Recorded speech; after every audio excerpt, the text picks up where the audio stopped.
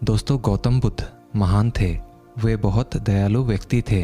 वह अपनी दया, अपनी करुणा, अपना प्यार और अपना ज्ञान सभी मनुष्यों में बांटने में यकीन रखते थे और यही शिक्षा वे अपने शिष्यों को भी दिया करते थे।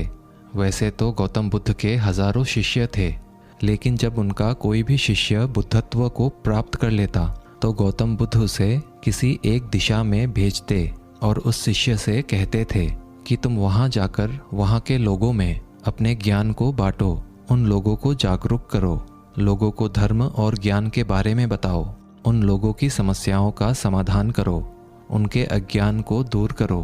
तुमने आश्रम में जो भी सीखा है, जो भी अनुभव किया है, वही उन्हें भी सिखाओ। लेकिन महात्मा बुद्ध के इतने शिष्यों में से एक शिष्य ऐसा भी था जो कई सालों से गौतम बुद्ध के साथ रह रहा था। उस शिष्य को ऐसा लग रहा था कि मुझे भी बुद्धत्व प्राप्त हो चुका है, अब मुझे भी किसी दिशा की ओर जाना चाहिए।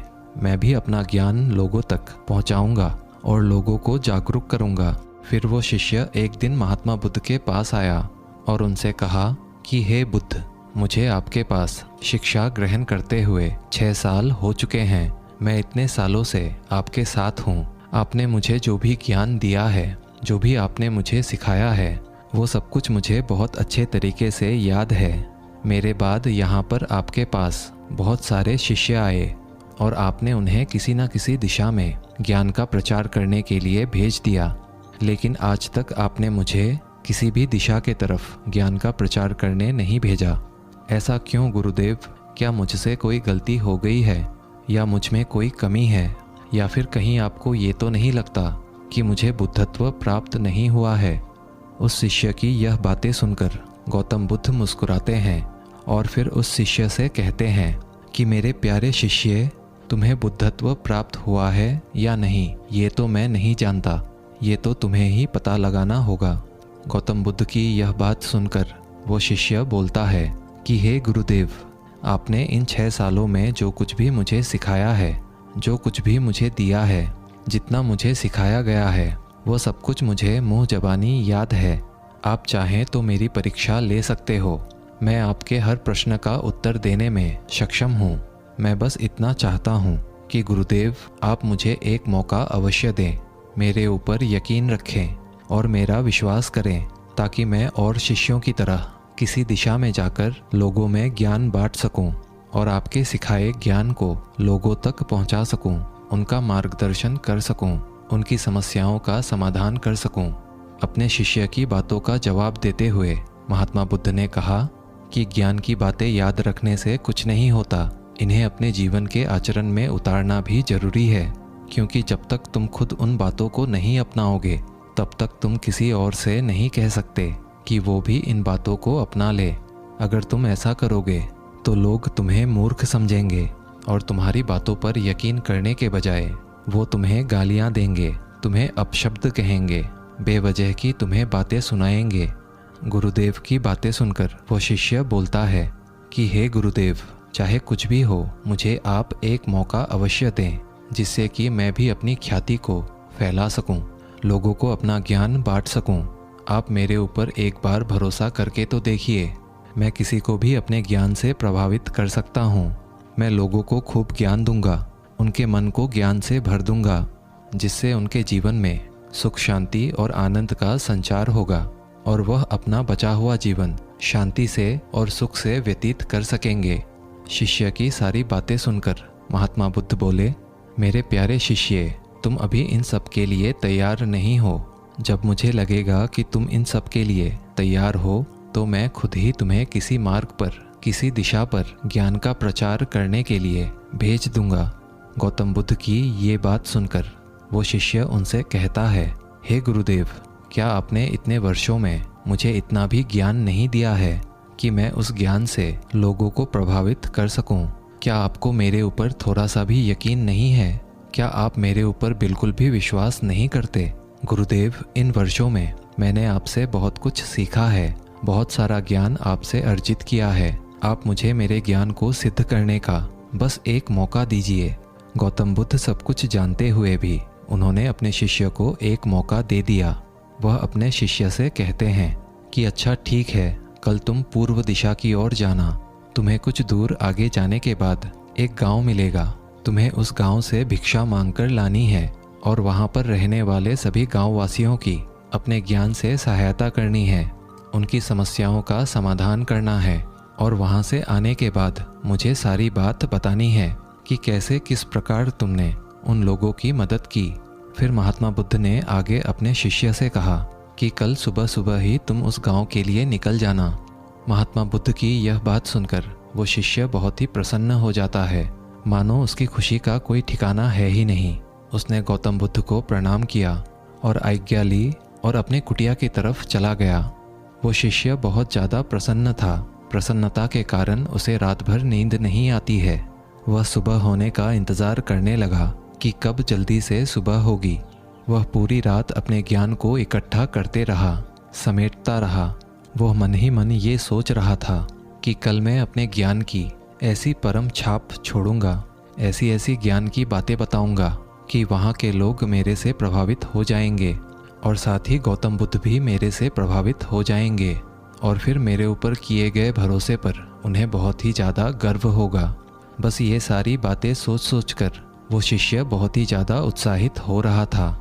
उसकी रात तो कट ही नहीं रही थी, लेकिन फिर भी उसने जैसे तैसे रात को काट ही लिया।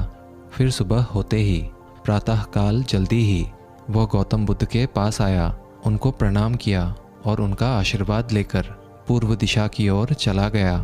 वो शिष्य गौतम बुद्ध के बताए गांव में पहुंच गया। जब वो शिष्य गांव के भीतर घुसा तो किसी ने उसका आदर नहीं किया। जब उसने उन गांव वालों से भिक्षा मांगी तो उन्होंने उसे भिक्षा भी नहीं दिया। उन गांव वालों ने उस शिष्य के साथ अभद्र व्यवहार किया। पूरे गांव के अंदर उस शिष्य को एक भी व्यक्ति ने भिक्षा नहीं दी। आखिर में पूरे गांव में एक व्यक्ति ने उसे भिक्षा दी थी, वो भी फेंक कर दी। उस शिष्य को उसके साथ किए गए ऐसे व्यवहार पर बहुत क्रोध आया। उसने वह भिक्षा ग्रहण भी नहीं की। उन गांव वालों ने उसके साथ बहुत ही बुरा व्यवहार किया। शिष्य मन ही मन सोच रहा था कि ये गुरुदेव ने मुझे यह कैसी जगह भेज दिया। इन लोगों को तो बात भी नहीं करनी आती। जैसे तैसे करके वो शिष्य पूरा दिन उस गांव में व्यतीत करता है और धीरे धीरे शाम का वक्त हो गया और वह शिष्य वापस लौटकर गौतम बुद्ध के पास पहुंचता है। जब वो शिष्य आश्रम पहुंचा तो गौतम बुद्ध ने उस शिष्य की माथे पर चोट देखी और उस चोट से खून बह रहा था। फिर गौतम बुद्ध ने अपने शिष्य को बैठाया और उसके घाव पर मरहम लगाए। फिर गौतम बुद्ध ने अपने शिष्य से पूछा कि तुम्हें ये चोट कैसे लगी, मुझे बताओ। फिर उस शिष्य ने गौतम बुद्ध को बताया कि गुरुदेव, उस गांव के लोग तो बहुत ही गंवार हैं, जाहिल हैं। वहाँ के लोग बहुत ही दुष्ट हैं। उनके पास तो बुद्धि नाम की कोई चीज़ नहीं है। उन लोगों को किसी भी चीज़ का कोई ज्ञान नहीं है। मैं तो बस वहाँ भिक्षा लेने गया था। मैंने उन लोगों से सिर्फ भिक्षा मांगी थी, पर किसी ने भी मुझे भिक्षा नहीं दिया। एक व्यक्ति ने मुझे भिक्षा दी, पर उसने भी भिक्षा मुझे फेंक कर दी और कहा, ये तुम्हारा ही है, इसे उठा लो। उसने ऐसा किया तो उस समय मुझे बहुत क्रोध आ गया, लेकिन मैंने अपने क्रोध को शांत किया और उन्हें काफ़ी समझाने की कोशिश की, लेकिन वो तो मेरी एक बात भी नहीं सुने। उन्हें तो थोड़ी सी भी बुद्धि नहीं है। जब मैंने उन्हें ज्ञान देना चाहा, समझाना चाहा, तो वो ज्ञान सीखने के बजाय मेरे साथ हाथापाई करने लगे, मुझे गांव से भगाने लगे। मुझे वहां से भगाने के लिए उन लोगों ने मेरे ऊपर पत्थर से वार किए। इसी कारण गुरुदेव, मेरे सिर पर चोट लग गई। गुरुदेव, अब मैं उस गांव में भिक्षा लेने फिर कभी नहीं जाऊंगा। आप मुझे अब किसी और दिशा में भेजिएगा, किसी और गांव में भेजिएगा, पर मुझे वापस उस गांव में कभी मत भेजना। मुझे आप ऐसे गांव में भेजिए जहां के लोग बुद्धिमान हो, जिन लोगों को पता हो कि एक भिक्षु के साथ कैसा व्यवहार किया जाता है। अपने शिष्य की बातें सुनकर गौतम बुद्ध मुस्कुराने लगे और अपने शिष्य से बोले, अच्छा मान लो मैं तुम्हें भिक्षा लेने के लिए किसी और दिशा में भेज दूं, दूसरे गांव में भेज दूं, लेकिन अगर वहां भी तुम्हें ऐसे ही लोग मिले, ऐसा ही गांव मिले, तो फिर तुम क्या करोगे? फिर वो शिष्य गौतम बुद्ध से बोला कि हे गुरुदेव, ऐसे लोगों को तो कोई भी ज्ञान नहीं दे सकता। वे लोग अज्ञानी हैं, उनको ज़रा भी ज्ञान नहीं है। ऐसे लोगों को भला कौन ज्ञान दे सकता है? ऐसे लोगों को अपना समय देना मतलब अपना समय बर्बाद करना है। मैं ऐसे लोगों के पीछे अपना समय बर्बाद नहीं कर सकता। मैं अपने ज्ञान को ऐसे लोगों को कभी नहीं दे सकता। महात्मा बुद्ध अपने शिष्य की सारी बात सुनकर उससे कहते हैं कि मेरे प्यारे शिष्य, वो लोग अज्ञानी नहीं हैं। उन लोगों के पास तो ज्ञान का भंडार है, परंतु उनकी समस्या ये है कि वो ज्ञान उनका खुद का है, और यदि तुम दूसरों को अपने ज्ञान से ठेस पहुंचाओगे तो उन्हें अपने ज्ञान से तकलीफ दोगे। तो ऐसा कैसे हो सकता है कि वो लोग तुम्हें कुछ भी ना कहे? ऐसा तो हो ही नहीं सकता। ऐसे लोग तुम्हें हर जगह मिलेंगे। तुम चाहे कहीं भी चले जाओ, दुनिया के किसी भी कोने में चले जाओ, तुम चाहे उत्तर दिशा में जाओ या फिर पूर्व दिशा में जाओ, दक्षिण में जाओ या फिर पश्चिम दिशा में जाओ, तुम्हें हर तरफ चारों दिशाओं में ऐसे ही लोग मिलेंगे। तब तुम भला किसे ज्ञान बांटोगे? फिर तुम अपने ज्ञान से उनका भला कैसे करोगे? फिर महात्मा बुद्ध ने आगे कहा कि अच्छा ठीक है, तुम आज आराम कर लो और कल शाम को तुम मेरे पास आ जाना। वो शिष्य महात्मा बुद्ध को प्रणाम करता है और अपनी कुटिया में चला जाता है और जाकर आराम करता है। दूसरे दिन गौतम बुद्ध के आज्ञा के अनुसार शाम को वो शिष्य उनके पास आता है। वहाँ जाकर वो देखता है कि महात्मा बुद्ध के पास पहले से ही उनका एक शिष्य उनके पास खड़ा है और उस शिष्य की हाथों में चोट लगी हुई है। गौतम बुद्ध ने उस शिष्य की हाथों पर मरहम लगाया और उसकी पट्टी की। फिर गौतम बुद्ध ने उस शिष्य से पूछा कि तुम्हें ये चोट कैसे लगी? गौतम बुद्ध की बात सुनकर वो शिष्य कहता है कि हे गुरुदेव, जिस गांव के तरफ आपने मुझे जाने के लिए बोला था, मैं उसी गांव में गया था और वहीं पर मुझे ये चोट लगी। फिर महात्मा बुद्ध ने अपने शिष्य से पूछा कि ऐसा क्या हुआ था वहाँ पर जो तुम्हें ये चोट लग गई, जरा तुम मुझे भी बताओ। फिर वो शिष्य गौतम बुद्ध से कहता है कि हे गुरुदेव, जब मैं वहाँ उस गांव में गया और मैंने लोगों से भिक्षा मांगनी शुरू की तो लोगों ने मुझे भिक्षा नहीं दी, बल्कि लोगों ने मुझे गालियाँ दी, मेरा तिरस्कार किया और मुझे अपशब्द कहे। लेकिन उस गांव में एक दयालु व्यक्ति था जिसने उस पूरे गांव में मुझे भिक्षा दी थी। उसने वो भिक्षा मुझे ज़मीन पर फेंक कर दी और मैंने उस भिक्षा को उठाकर अपने दान पात्र में रख लिया और उस युवक को कल्याण का आशीर्वाद भी दे दिया। जब मैंने उस व्यक्ति को कल्याण का आशीर्वाद दिया तो उस व्यक्ति ने मुझसे कहा कि आप बड़े अजीब हो, मैंने आपका अपमान किया है, आपका तिरस्कार किया है, आपको गालियाँ दी है, फिर भी आप मुझे कल्याण का आशीर्वाद दे रहे हो। फिर मैंने उस व्यक्ति से कहा कि आप बड़े दानी हो, आपने मुझे दान दिया और इसीलिए मैंने आपको कल्याण का आशीर्वाद दिया। और फिर जैसे ही मैं वहाँ से आगे बढ़ा तो बाकी के लोगों ने भी मुझे वहाँ से जाने के लिए कहा। वे लोग मुझे भला बुरा कह रहे थे, मुझे मारने की कोशिश भी कर रहे थे और कुछ लोगों ने तो मुझ पर पत्थर फेंककर वार भी किया, जिस वजह से मुझे ये चोट लग गई। और फिर जब मैं उस गांव से वापस अपने आश्रम की ओर लौट रहा था तभी मेरी नज़र रास्ते में एक बूढ़े व्यक्ति पर पड़ी। वह आदमी अपने बच्चे की बीमारी को लेकर बहुत ही ज़्यादा चिंतित था। ये देखकर मैं तुरंत जंगल की तरफ मुड़ गया। फिर जंगल से मैंने कुछ जड़ी बूटियाँ लाईं और फिर उस बच्चे को लगाने की कोशिश की, लेकिन वहाँ पर कुछ लोग मुझे जड़ी बूटी को उस बच्चे पर लगाने दे ही नहीं रहे थे। फिर मैंने उनसे काफ़ी विनती की, उनके सामने हाथ जोड़े और कहा कि मुझे इस बच्चे का इलाज करने की अनुमति दो। इसके बाद आप लोग मुझे जैसा कहोगे मैं वैसा ही करूँगा। अगर आप लोग यह चाहते हो कि मैं यहाँ से चला जाऊँ और कभी वापस ना आऊँ तो भी मैं वैसा ही करूँगा, लेकिन एक बार मुझे उस बीमार बच्चे की मदद करने दीजिए, उसे जड़ी बूटी लगाने और पिलाने दीजिए। फिर उसके बाद उस व्यक्ति ने, जिसने मुझे दान दिया था, उसने गांव वालों को समझाया और फिर गांव वाले भी उस व्यक्ति की बात समझ गए। फिर उन गांव वालों ने मुझे उस बच्चे को जड़ी बूटी पिलाने दी और फिर थोड़ी ही देर बाद वो बच्चा बिल्कुल ठीक हो गया, स्वस्थ हो गया। और फिर उन सभी गांव वालों ने मेरे साथ किए गए गलत व्यवहार के लिए मुझसे माफ़ी मांगी और मुझे धन्यवाद भी दिया। और फिर मैंने वहाँ से विदा ली और आश्रम की तरफ लौट आया। लेकिन गुरुदेव, मेरी आपसे एक विनती है। उस गांव के लोग बहुत ही भोले हैं, बहुत ही सीधे हैं।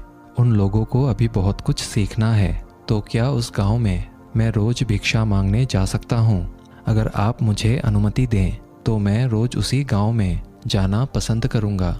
महात्मा बुद्ध दूसरे शिष्य की बातें वह पहला शिष्य खरा खरा चुपचाप सुन रहा था, और जब उसने सारी बातें सुन ली तो वो महात्मा बुद्ध के चरणों में जा गिरा और उनसे कहने लगा कि हे गुरुदेव, मैं सब कुछ समझ गया हूँ कि आप मुझे क्या समझा रहे थे। आप सही कह रहे थे कि मैं अभी उस लायक हूँ ही नहीं कि मैं लोगों को ज्ञान बांट सकूं, लोगों को राह दिखा सकूं, लोगों को सुख और शांति की प्राप्ति करवा सकूं। शिष्य की सारी बातें सुन गौतम बुद्ध ने कहा कि हम जैसे भीतर होते हैं ठीक वैसे ही लोग हमें बाहर भी दिखाई देते हैं। जैसे हम होते हैं वैसे ही लोग हमें बाहर भी मिलते हैं। इसीलिए अगर तुम्हें किसी को बदलना है तो पहले वो तुम खुद हो। सबसे पहले तुम अपने आप को बदलो। जब तक हम खुद को नहीं बदलेंगे तब तक हमें बाहर कोई परिवर्तन नज़र नहीं आएगा और ना ही हम कुछ बदल पाएंगे। सबसे पहले स्वयं में परिवर्तन लाना बहुत आवश्यक है।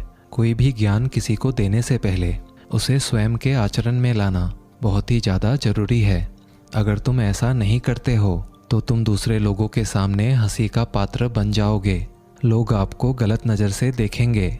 दोस्तों, गौतम बुद्ध सही कहते हैं कि सबसे पहले कार्यों को हमें खुद करके देखना चाहिए, उसके बाद ही हमें दूसरों को उस कार्य के बारे में बताना चाहिए। स्वयं महात्मा बुद्ध भी अपने जीवन में ऐसा ही करते थे। जब भी वो किसी बात को अच्छे से जान लेते थे, समझ लेते थे, उसे अपने जीवन में उपयोग कर लेते थे, उसके बाद ही दूसरों को वह बात समझाया करते थे। और ऐसा करके आप हर बार किए गए कार्यों को दूसरों को बता सकते हो और उन कार्यों में आई हुई समस्या का हल भी कर सकते हो। दोस्तों, आशा करते हैं आपने इस कहानी से ज़रूर कुछ ना कुछ मूल्यवान सीखा होगा। कहानी अगर अच्छी लगी हो तो वीडियो को एक लाइक और चैनल को सब्सक्राइब कर ही लीजिएगा। मिलते हैं अगले वीडियो में, तब तक के लिए धन्यवाद।